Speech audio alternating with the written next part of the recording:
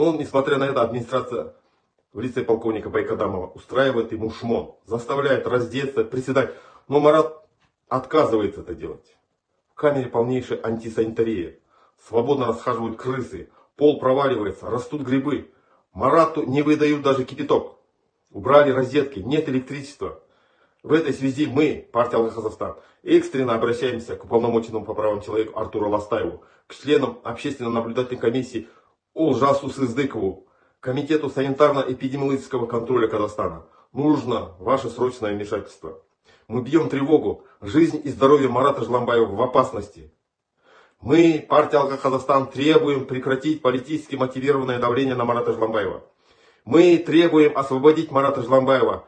Говорить правду – это не преступление. Быть честным человеком – это не преступление. Быть патриотом своей страны – это не преступление. Алга Казахстан.